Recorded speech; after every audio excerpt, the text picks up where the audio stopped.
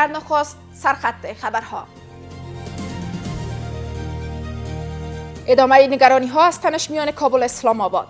محمود خان اچکزی میگوید تنش پاکستان با افغانستان راه حل نظامی ندارد. جنگ سالاران دی چې د افغانستان د تباهی لپاره یو نوې جبهه جوړه کړي. دهلیز تازه ازبکستان برای تجارت با افغانستان. آگاهان اقتصادی این اقدام را گام مهم کاهش وابستگی افغانستان به پاکستان می‌دانند. میتونه که یک اقتصاد شکوفا برای افغانستان در آینده ها بار بیاره. و رایزنی تهران واشنگتن برای توافق. مسعود پزشکیان گفت که هر گونه توافق باید با محاصره دریایی ایران همراه شود.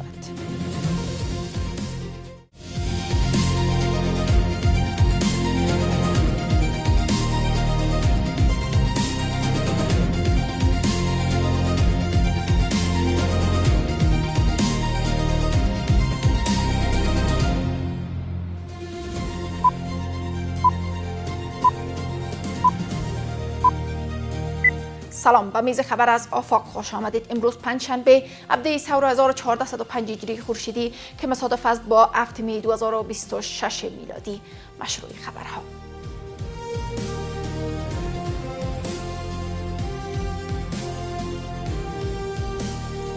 در ادامه نگرانی ها از افزایش تنش کابل اسلام آباد، محمود خان اچکزی رهبر اپوزیسیون پاکستان با انتقاد از سیاست های اسلام آباد در قبال افغانستان تاکید کرده است که مشکلات میان دو کشور از راه تهدید و زور حل نمی شود، بلکه نیازمند گفتگوهای مستقیم و نشست های منطقه‌ای تحت نظارت سازمان ملل است.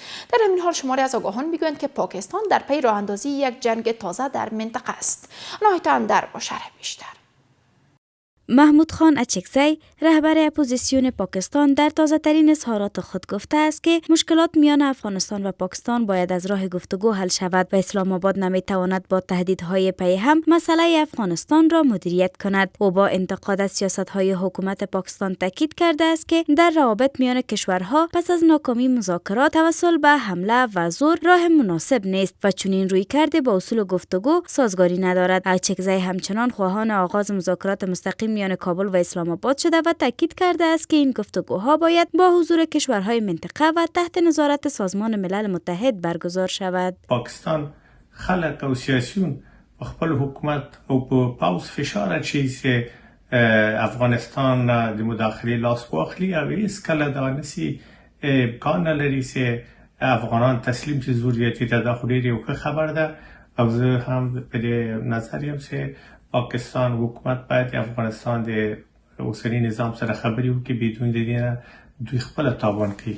با این حال شمار از آگاهان میگویند که پاکستان در پی راه اندازی یک جنگ تازه در منطقه است. آنان تاکید میکنند که سیاست‌های پاکستان هیچگاه در قبال افغانستان تغییر پذیر نیست. د افغانستان پر وړاندې د یوې نوې جبهې جوړولو په هڅه کې د پاکستان چې اکثریت هماغه پخوانی جنگ سالاران دی چې د افغانستان د تباهی لپاره یو نوې جبهه جوړه کړي. دغه سیاستوالو ته څوک اهمیت نه ورکوي. دغه یوازې د یوې خاصې برنامې په وجود کې دوی خپل فعالیتونه کولی شي، د هغه نه اضافه نشي کولی. نو دا د پاکستان د پوځ، د پاکستان رهبریت او د دوی کړنې دا جلا دي. هغوی هر څه چې وغواړي هغه کوي. دا مغز هسې خلک دي چې نړۍ ته پرې وښیي چې گویا په پاکستان کې سیاسی گوندونه هم فعالیت لري. این در حال است که در آخرین حملات پاکستان بر بخش‌های غیر نظامی در امتداد خط فرضی در ولسوالی دانگام ولایت کنر 3 غیر نظامی جان باخته و 14 تن دیگر زخمی شدند که بیشتر آنان زنان و کودکان بودند. هیئت به رهبری معاون غذا و داروی وزارت صحت عامه امارات اسلامی در دیدار با سفیر امارات اسلامی در مسکو گفته است که هدف این سفر تقویت روابط میان دو کشور، گسترش همکاری‌های استراتژیک در بخش غذا و دارو و فراهمسازی تسهیلات برای تاجران افغان در زمینه واردات دارو است. در جریان این سفر هیئت وزارت صحت عامه در دیدار با مسئولان شرکت داروسازی روسیه درباره تسهیل صادرات داروهای با کیفیت، مسئول و با قیمت مناسب و نیز فرصت‌های سرمایه‌گذاری مشترک در بخش تولید دارو گفتگو کرده است. په دغه لیدنه کې د روسیې هیواد تر سفر پر اساسي موخو د یاد هیواد د لوړپوړو چارواکو سره د رسمي لیدنو پر پلان او همدارنګه د خوړو درملو له تولیدي شرکتونو څخه د لیدنو په اړه بحث او خبرې وشوې. د دغه سفر موخه د دواړو هیوادونو ترمنځ د روغتیا په برخه کې د اړیکو پیاوړتیا او همدارنګه د خوړو درملو په سکتور کې د ستراتیژیکو همکاریو پراختیا او افغان سوداګرو ته د درملو برخه کې د معیاري، خوندي او مناسب قیمت وارداتو د اسانتیاو برابرول دي. ازبکستان اعلام کرده که شرکت راه آهن این کشور یک مسیر جدید ترانزیتی برای انتقال کالا فعال کرده که چین را از طریق آسیای مرکزی به افغانستان متصل می‌سازد. آگاهان اقتصادی این اقدام را گام مهم در تقویت تجارت، توسعه ترانزیت و کاهش وابستگی افغانستان به مسیرهای سنتی به ویژه پاکستان می‌دانند. باز هم اندر رسانه‌های ازبکستانی گزارش دادند که شرکت راه آهن این کشور یک مسیر جدید ترانزیتی چند وجهی را برای انتقال کالا فعال کرده است که چین را از طریق آسیای مرکزی به افغانستان متصل می‌سازد. بر اساس این گزارش‌ها کالاها در ابتدا از طریق شبکه ریلی جابجا می‌شوند و سپس برای رسیدن به هرات و وسایط نقلیه باربری منتقل می‌گردند. این دهلیز ترانزیتی که حدود 7400 کیلومتر طول دارد می‌تواند زمان انتقال کالا را کاهش دهد و در عین حال به تقویت تجارت و افزایش اتصال اقتصادی میان کشورهای منطقه کمک کند. بسیار گام‌های مثبت برداشته شده و ترانزیت افغانستان از طریق ازبکستان بهبود پیدا میکنه و ما امیدوار هستیم که ترانزیت افغانستان از طریق ازبکستان به روسیه و کشورهای اروپایی توسعه پیدا بکنه، چون راه ابریشم قبلا از این مسیر بود و میتونه که یک اقتصاد شکوفا برای افغانستان در آینده ها بار بیاره. با این حال شمار از آگاهان اقتصادی ازبکستان را شریک خوب اقتصادی افغانستان عنوان می‌کنند. آگاهان تاکید می‌کنند که ازبکستان یکی از عمده‌ترین مسیرهایی است که می‌تواند ترانزیت افغانستان را به دیگر کشورهای منطقه توسعه ببخشد. د دې نه مونږ کولی شو چې د افغانستان اقتصاد چې په پښو ودرېږي او وده وکوي او دا ولس بیچاره دی او غریب دی، دا به ورسره ډېر ښه شي، دغه به ورسره پرمختګ وکوي، خپله به دولت ورسره پرمختګ وکوي او بل به دا وي چې زمونږ مالونه چې د دې خوا نه ځي یا د هغه خوا نه زمونږ مالونه از افغان تجاران راوړي، افغان تجاران به ورسره ډېر ښه شي. له دې لارې چې هر تجارت ترسره کېږي او یا هم د ټرانزیټ لپاره سهولت اماده کېږي د افغانستان په ګټه دی او افغانستان باید په مستقیم شکل باندې د حمایت وکړي او په دغه برخه کې د پانګونې لپاره له مختلفو امکاناتو او لارو چارو څخه کار واخلي. این در حال است که پس از کاهش روابط تجاری افغانستان با پاکستان، افغانستان و کشورهای منطقه در تلاشند تا مسیرهای بدیل برای تجارت ایجاد کنند. هدف این اقدامات کاهش وابستگی به یک مسیر و تقویت راههای پایدار برای ترانزیت و تجارت است.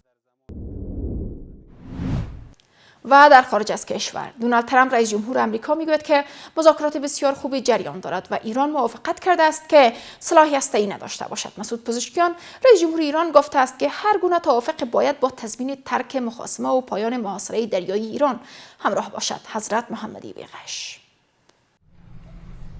تلاش‌های واشنگتن و تهران برای دستیابی به توافق به منظور پایان جنگ ادامه دارد. دونالد ترامپ رئیس جمهور آمریکا پس از متوقف کردن عملیات موسوم به پروژه آزادی در تنگه هرمز اعلام کرد که ایالات متحده ذخایر اورانیم غنی شده ایران را تحویل خواهد گرفت. رئیس جمهور آمریکا در کاخ سفید بدون تایید ایران مدعی شده که مذاکرات بسیار خوب جریان دارد و ایران موافقت کرده است که سلاح هسته‌ای نداشته باشد. ادعایی که تاکنون از سوی تهران تایید نشده است.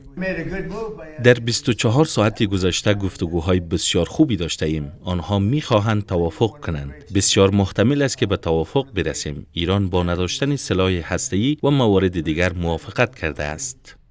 رئیس جمهور آمریکا در این نشست به طور ضمنی گفت که ضرب الاجل 3 روزه برای رسیدن به توافق انعطاف پذیر است و افزود که اصلا ضرب الاجل وجود ندارد. در همین حال مسعود پزشکیان رئیس جمهور ایران در تماس تلفنی با امانوئل مکرون رئیس جمهور فرانسه گفته است که هر گونه توافق باید با تضمین ترک مخاصمه و پایان محاصره دریایی ایران همراه شود.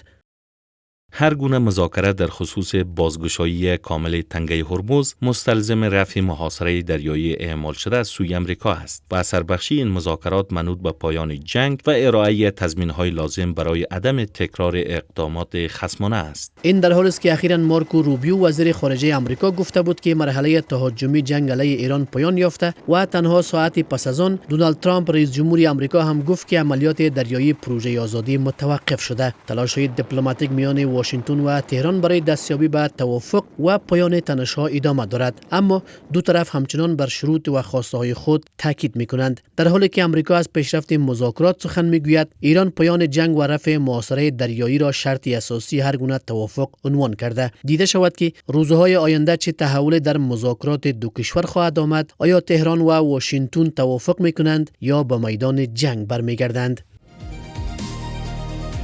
رسیدیم به آخرین بسته خبری از میز خبر آفاق. وقت بر شما خوش.